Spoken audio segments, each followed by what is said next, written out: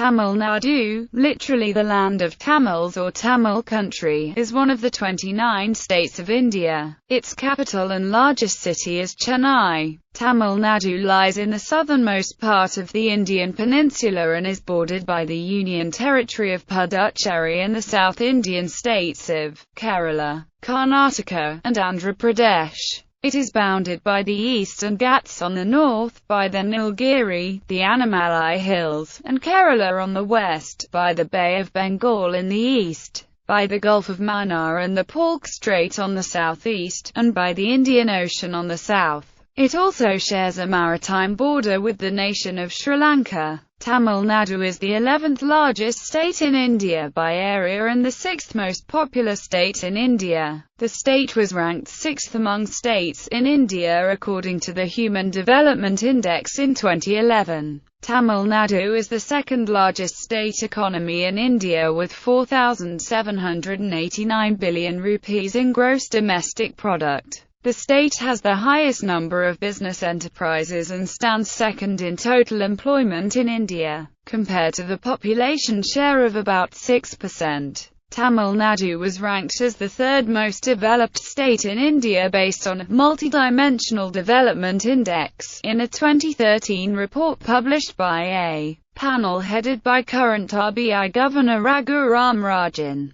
Its official language is Tamil, which is one of the longest surviving classical languages in the world. Tamil Nadu is home to many natural resources, classical arts, classical music, classical literature, Hindu temples of Dravidian architecture, hill stations, beach resorts, multi-religious pilgrimage sites, and 8 UNESCO World Heritage Sites. History. Prehistory archaeological evidence points to this area being one of the longest continuous habitations in the Indian peninsula. In Chennai, 24 kilometers from Tirunelveli, archaeologists from the Archaeological Survey of India unearthed 169 clay urns containing human skulls, skeletons, bones, husks, grains of rice, charred rice and celts of the Neolithic period, 3,800 years ago. The ASI archaeologists have proposed that the script used at that site is very rudimentary. Tamil Brahma. Chennai has been announced as an archaeological site for further excavation and studies.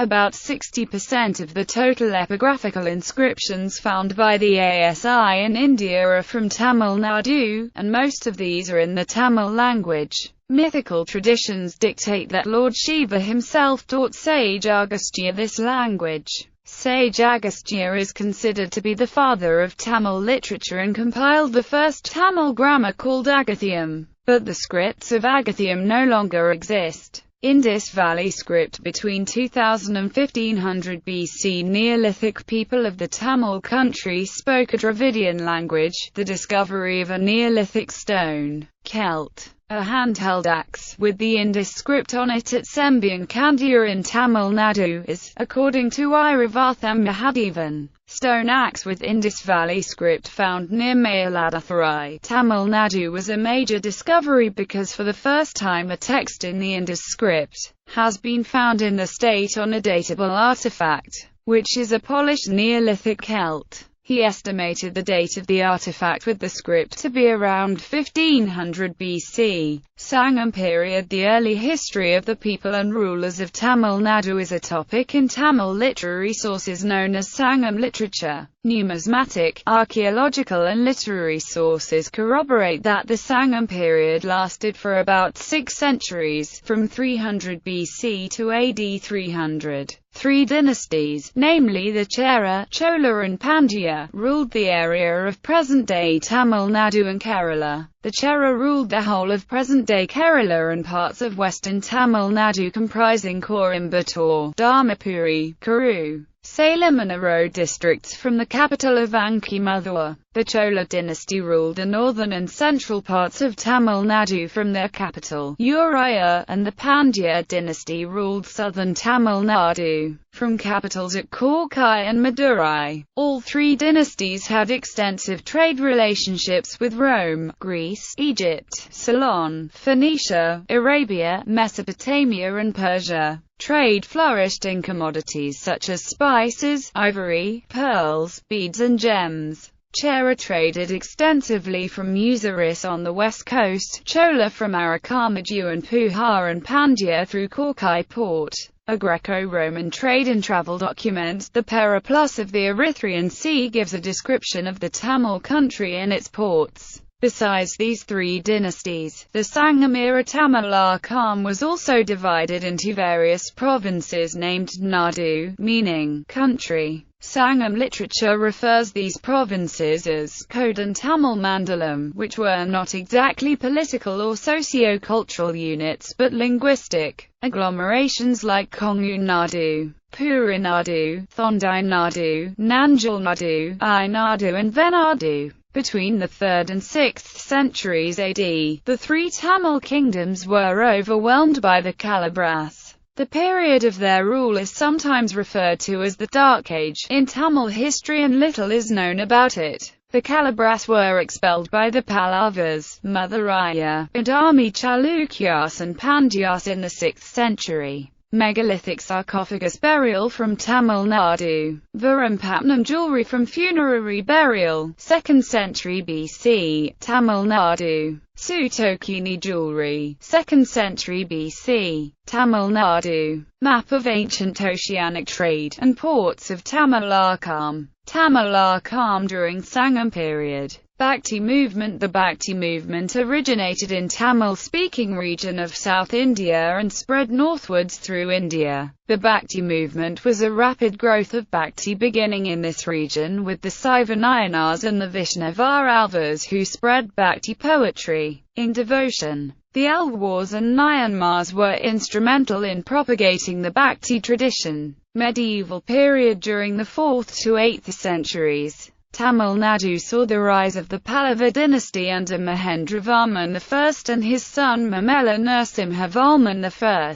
The Pallavas ruled parts of South India with Kanchipuram as their capital. Dravidian architecture reached its peak during Pallava rule. Narasimhavarman II built the Shore Temple, which is a UNESCO World Heritage Site. Much later, the Pallavas were replaced by the Chola dynasty as the dominant kingdom in the 9th century, and they in turn were replaced by the Pandyan dynasty in the 13th century. The Pandyan capital Madurai was in the deep south away from the coast. They had extensive trade links with the Southeast Asian maritime empires of Srivijaya and their successors, as well as contacts, even formal diplomatic contacts, reaching as far as the Roman Empire. During the 13th century, Marco Polo mentioned the Pandyas as the richest empire in existence. Temples such as the Meenakshi Amman temple at Madurai and Nellayappa temple at Tirunelveli are the best examples of Pandyan temple architecture. The Pandyas excelled in both trade and literature. They controlled the pearl fisheries along the south coast of India, between Sri Lanka and India, which produced some of the finest pearls in the known ancient world. Chola Empire. During the 9th century, the Chola dynasty was once again revived by Vijayalaya Chola, who established Thanjavur as Chola's new capital by conquering central Tamil Nadu from Mathuraya, and the Pandya king Viragunavarman II. Aditya I and his son Parantaka I expanded the kingdom to the northern parts of Tamil Nadu by defeating the last Pallava king, Aparajitavarman. Parantaka Chola II expanded the Chola Empire into what is now interior Andhra Pradesh and coastal Karnataka. While under the great Rajaraj of Chola and his son Rajendra Chola, the Cholas rose to a notable power in Southeast Asia. Now the Chola Empire stretched as far as Bengal and Sri Lanka. At its peak, the empire spanned almost 3,600,000 square kilometers. Rajaraja Chola conquered all of peninsular South India and parts of Sri Lanka. Rajendra Chola's navy went even further, occupying coasts from Burma to Vietnam, the Andaman and Nicobar Islands, Lakshadweep, Sumatra, Java, Malaya, Philippines in Southeast Asia and Pegu Islands. He defeated Mahipala, the king of Bengal, and to commemorate his victory he built a new capital and named it Gangaikonda Kolapuram. The Cholas were prolific temple builders right from the times of the first medieval king Vijayalaya Chola. These are the earliest specimen of Dravidian temples under the Cholas. His son Aditya I built several temples around the Kanchi and Kumbakonam regions. The Cholas went on to becoming a great power and built some of the most imposing religious structures in their lifetime, and they also renovated temples and buildings of the Pallavas, acknowledging their common socio-religious and cultural heritage. The celebrated Nataraja temple at Chidambaram and the Sri Ranganathaswamy temple at Srirangam held special significance for the Cholas, which have been mentioned in their inscriptions as their tutelary deities. Rajaraja Chola I and his son Rajendra Chola built temples such as the Brihadishvara temple of Thanjavur and Brihadishvara temple of Gangaikonda Kolapuram. The Airavesvara temple of Dharasuram and the Sarabhaswara temple, also called the Kampaharaswara temple at Thirubhuvanam, the last two temples being located near Kumbakonam. The first three of the above four temples are titled Great Living Chola temples among the UNESCO World Heritage Sites. The Chola period is also remarkable for its sculptures and bronzes all over the world. Among the existing specimens in museums around the world and in the temples of southern India, the fine figures of Shiva in various forms, Vishnu and his consort Lakshmi, and the Shiva saints are the examples of Chola bronze, though conforming generally to the iconographic conventions established by long tradition. The sculptors worked with great freedom in the 11th and the 12th centuries to achieve a classic grace and grandeur. The best example of this can be seen in the form of Nataraja, the divine dancer. Vijayanagara Nayak period. The Muslim invasions of southern India triggered the establishment of the Hindu Vijayanagara Empire, with Vijayanagara, in modern Karnataka, as its capital.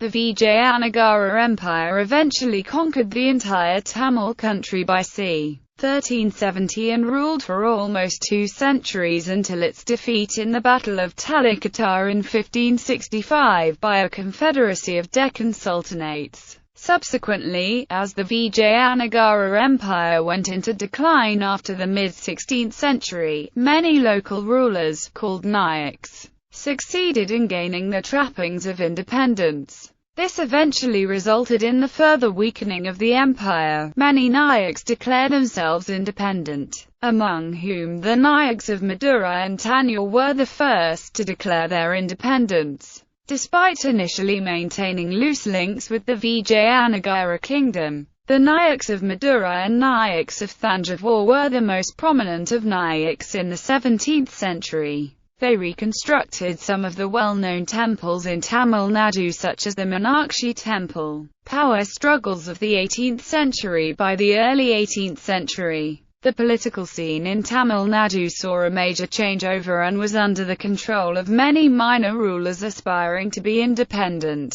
Fall of Vijayanagara Empire and Chandragiri Nayakas led to the appointment of Nawab of the Carnatic for taxation of the northern parts seated at Arkit. Fall of Thanjavur Nayaks led to a short-lived Thanjavur Maratha kingdom in the central parts. Fall of Madurai Nayaks brought up many small Nayakas of southern Tamil Nadu, who ruled small parcels of land called Palayams. The chieftains of these Palayams were known as Palayakarar and were ruling under Nawabs of Carnatic. Europeans started to establish trade centers during the 17th century in the eastern coastal regions. Around 1609, the Dutch established a settlement in Pulicache, while the Danes had their establishment in Tharong-Ambadi, also known as Tranquebar. In 1639, the British, under the East India Company, established a settlement further south of Pulicache, in present-day Chennai. British constructed Fort St. George and established a trading post at Madras. By 1693, the French established in trading posts at Pondicherry. The British and French were competing to expand the trade in the northern parts of Tamil-Nadu, which also witnessed many battles like Battle of Wandiwash as part of 7 Years' War. British reduced the French dominions in India to Puducherry. Nawabs of the Carnatic bestowed tax revenue collection rights on the East India Company for defeating the Kingdom of Mysore. Muhammad Ali Khan Walajar surrendered much of his territory to the East India Company, which firmly established the British in the northern parts. In 1762, a tripartite treaty was signed between Thanjavur Maratha, Carnatic and the British, by which Thanjavur became a vassal of the Nawab of the Carnatic, which eventually ceded to British. In the south, Nawabs granted taxation rights to the British, which led to conflicts between British and the Palayakara, which resulted in series of wars called Paliga War to establish independent states by the aspiring Palayakara. Pulitheva was one of the earliest opponents of the British rule in South India. Theva's prominent exploits were his confrontations with Maradana Yagam, who later rebelled against the British in the late 1750s and early 1760s. Rani Velu Nashna was the first woman freedom fighter of India and Queen of Shivagangai. She was drawn to war after her husband Muthu Vaduganatha Theva, king of Savaganga, was murdered at Kaliakovil temple by British. Before her death, Queen Velunachi granted powers to the Maruthu brothers to rule Savaganga. Kataburman, Palayakara chief of Panchalakurichi, who fought the British in the First Paliga War. He was captured by the British at the end of the war and hanged near Kayattar in 1799. Viran Sundaralingam was the general of Kataburman Nayakan's Palayam, who died in the process of blowing up a British ammunition dump in 1799, which killed more than 150 British soldiers to save Kataburman Palace. Umetharai, younger brother of Kataburman, took asylum under the Maruthu brothers, Periyar Maradu and Chinnamaradu, and raised an army. They formed a coalition with Deer and Chinnamalai and Kerala Varmapajasi Raja, which fought the British in Second Paliga Wars. Deer and Chinnamalai, Paliga chieftain of Kongu and feudatory of Tipu Sultan, who fought the British in the Second Paliga War.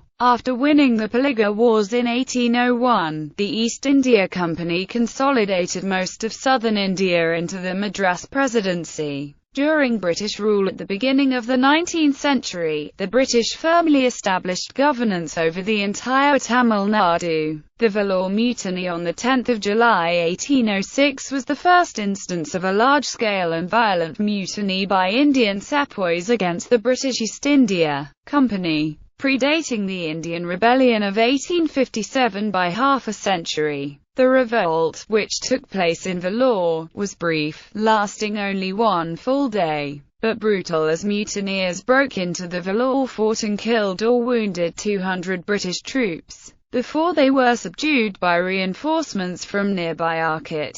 The British Crown took over the control governance from the company, and the remainder of the 19th century did not witness any native resistance until the beginning of 20th century Indian independence movements. During the period of Governor George Harris, measures were taken to improve education and increase representation of Indians in the administration. Legislative powers given to the Governor's Council under the Indian Councils Act 1861 and 1909 Minto Morley reforms eventually led to the establishment of the Madras Legislative Council. Failure of the summer monsoons and administrative shortcomings of the Ryotwari system resulted in two severe famine in the Madras Presidency: the Great Famine of 1876–78 and the Indian Famine of 1896–97. The famine led to migration of people as bonded labourers for British to various countries, which eventually formed the present Tamil diaspora. India. When India became independent in 1947, Madras Presidency became Madras state, comprising present-day Tamil Nadu, coastal Andhra Pradesh up to Ganjam district in Orissa, South Kannada district Karnataka, and parts of Kerala. The state was subsequently split up along linguistic lines. In 1969, Madras state was renamed Tamil Nadu, meaning Tamil country. Geography. Tamil Nadu covers an area of 130,058 square kilometers, and is the 11th largest state in India. The bordering states are Kerala to the west, Karnataka to the northwest, and Andhra Pradesh to the north. To the east is the Bay of Bengal, and the state encircles the Union Territory of Puducherry. The southernmost tip of the Indian peninsula is Kanyakumari, which is the meeting point of the Arabian Sea, the Bay of Bengal, and the Indian Ocean.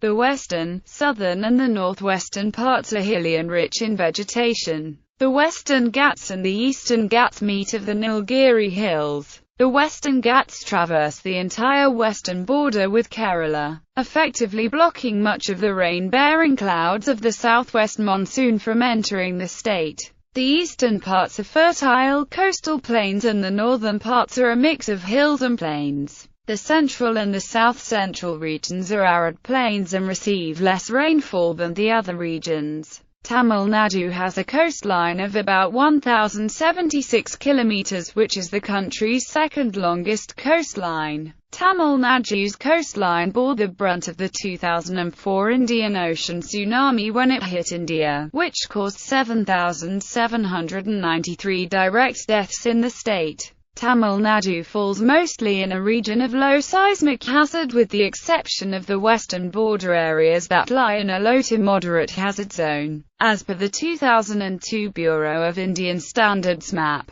Tamil Nadu falls in zones 2 and 3. Historically, parts of this region have experienced seismic activity in the M50 range. Climate. Tamil Nadu is mostly dependent on monsoon rains, and thereby is prone to droughts when the monsoons fail. The climate of the state ranges from dry subhumid to semi-arid. The state has two distinct periods of rainfall. Southwest monsoon from June to September, with strong southwest winds. Northeast monsoon from October to December, with dominant northeast winds. The annual rainfall of the state is about 945 mm, of which 48% is through the northeast monsoon, and 32% through the southwest monsoon. Since the state is entirely dependent on rains for recharging its water resources, monsoon failures lead to acute water scarcity and severe drought.